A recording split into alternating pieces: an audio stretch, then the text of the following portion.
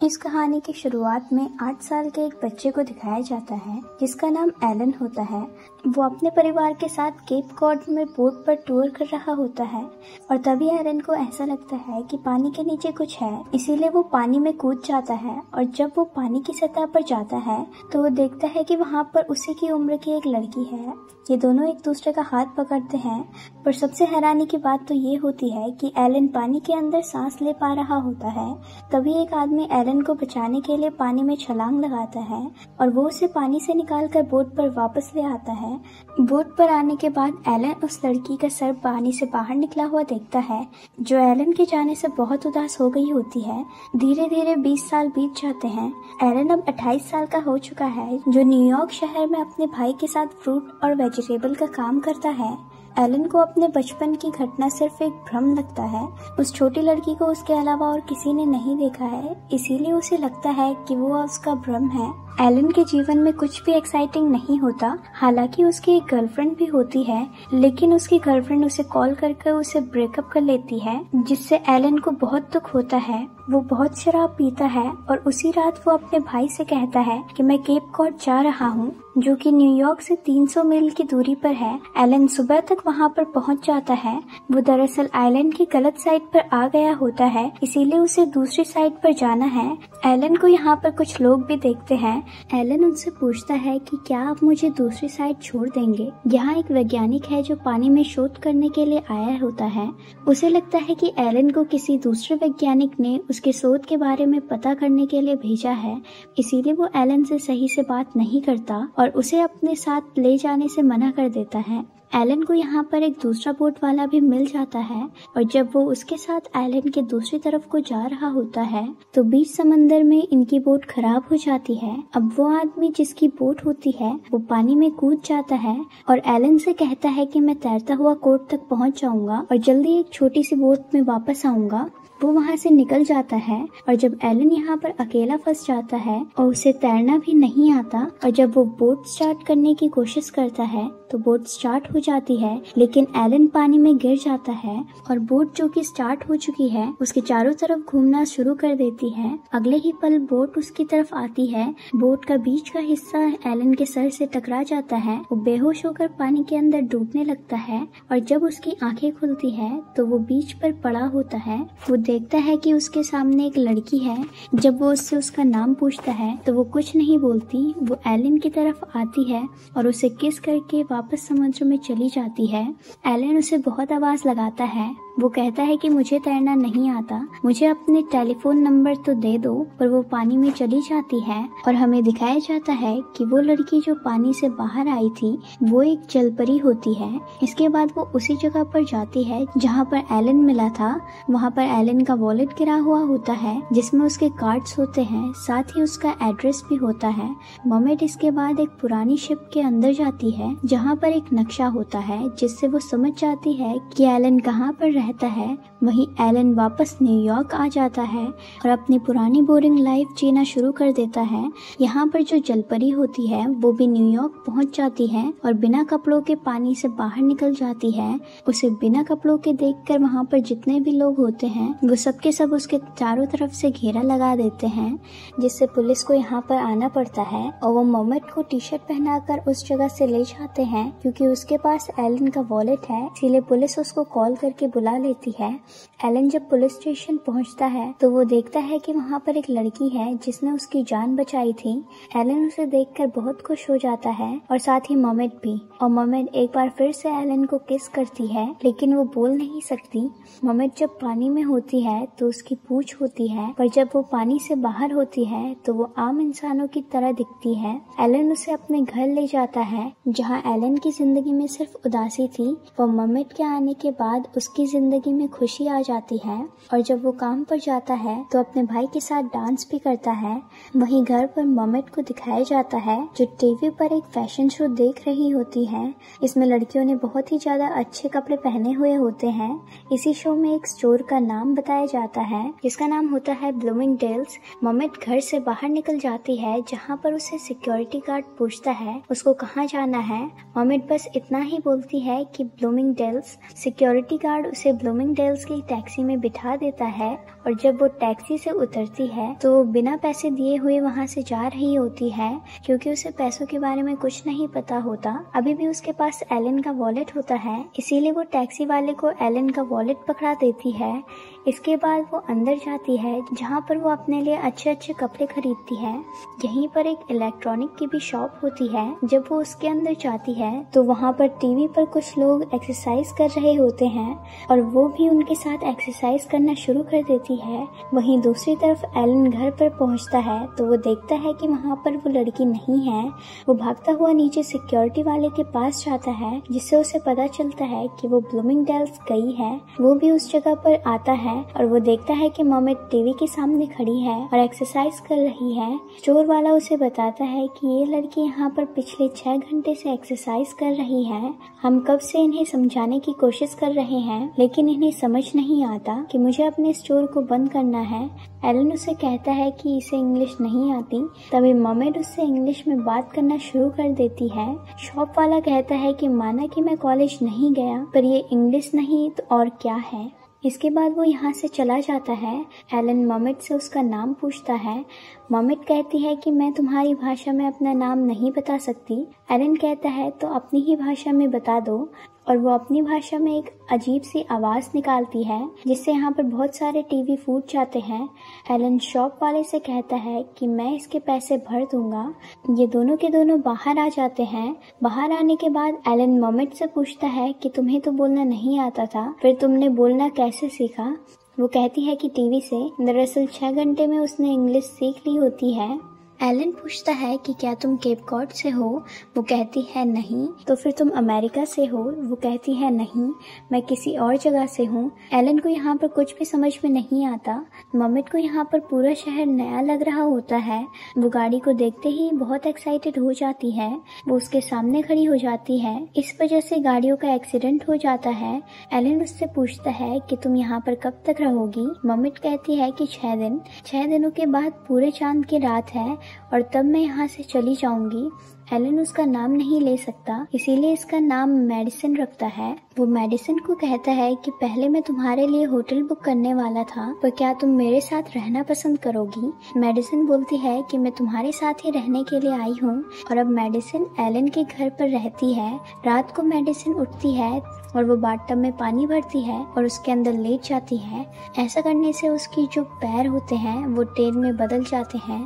पर तभी यहाँ पर बाहर एलन आ जाता है। वो उसे दरवाजा खोलने के लिए बोलता है। मॉमेट जल्दी से अपने पैर यानी कि अपनी पूंछ को सुखाती है और जब तक एलन अंदर आता है तो उसकी जो टेल होती है वो पैरों में बदल जाती है। एलन उसके इस बिहेवियर से हैरान होता है, पर फिर भी वो उसे मेडिसिन से बहुत प्यार करता है। वहीं केप कॉड के समुद्र में उसी वैज्ञानिक को दिखाया जाता है जिस वैज्ञानिक से एलन मिला था। जब वो वैज्ञानिक समुद्र में अपने क्रू मेंबर के साथ होता है तो वो देखता है कि उसका एक साथी अखबार पढ़ रहा होता है, और जब वो उस अखबार को देखता है तो उसके फ्रंट पेज में वही न्यूज होती है कि कैसे एक लड़की बिना कपड़ों के स्टैचू ऑफ लिबर्टी पर पाई गई थी। वो उस लड़की की फोटो देखता है तो वो उसे पहचान लेता है, क्योंकि जब वो एक बार पानी में गोता लगा रहा था तो उसने मेडिसिन को देखा था। इसीलिए वो न्यूयॉर्क वापस आ जाता है और अपने साथी साइंटिस्ट को भी बताने की कोशिश करता है, पर उस पर कोई भी विश्वास नहीं करता। उसके सीनियर उससे गुस्से से कहते हैं कि तुम्हें हमारे साथ नहीं बल्कि किसी कॉमिक्स कंपनी के साथ काम करना चाहिए। यहाँ पर उसका एक दूसरा सीनियर भी होता है। वो कहते हैं कि अगर वो मॉमेट है तो उसके पैर कैसे आ गए, जिस पर वैज्ञानिक बताता है कि जब मॉमेट पानी से बाहर आती है तो उसके पैर इंसानों की तरह हो जाते हैं, और जब वो पानी के अंदर जाती है तो उसकी फिर से टेल निकल आती है। मैं ये साबित करके रहूंगा कि वो लड़की एक मॉमेट है। उसका सीनियर बोलता है, क्या तुम अब उसके ऊपर सबके सामने पानी फेंक कर लोगों को दिखाओगे। जिसके बाद यहाँ पर उस साइंटिस्ट को आइडिया आ जाता है और इसके बाद वो मेडिसिन और एलन का पानी के बकेट के साथ पीछा करना शुरू कर देता है। वो एक जगह देखता है कि मेडिसिन रुकी है और वो दोनों बाल्टी पानी उसके ऊपर फेंक देता है। अगले ही पल उसे एहसास होता है कि उसने गलत लड़की के ऊपर पानी फेंक दिया है। उसके साथ जो उसका बॉयफ्रेंड होता है वो उस वैज्ञानिक को बहुत बुरी तरह से मारता है। वहीं एलन और मेडिसिन स्केटिंग करने के लिए जाते हैं और वहाँ पर एलन मेडिसिन से पूछती है कि क्या तुम मुझसे शादी करोगी। मेडिसिन मना कर देती है। वो कहती है कि मेरे पास सिर्फ 3 दिन है और मैं इन 3 दिन को पूरी तरह से एंजॉय करना चाहती हूँ। इस बात से एलन गुस्सा हो जाता है। वो कहता है कि मैं तुम्हारे बारे में सब कुछ जानना चाहता हूँ। मेडिसिन कहती है कि मैं तुम्हें नहीं बता सकती, जिससे एलन गुस्से में मेडिसिन को कहता है कि तुम कौन सी जगह से हो जहाँ पर लोग बोलते नहीं, जहाँ पर लोग कपड़े नहीं पहनते। इस बात से मेडिसिन नाराज होकर वहाँ से भाग जाती है। एलन पूरी रात उसे ढूंढता है पर मेडिसिन उसे नहीं मिलती।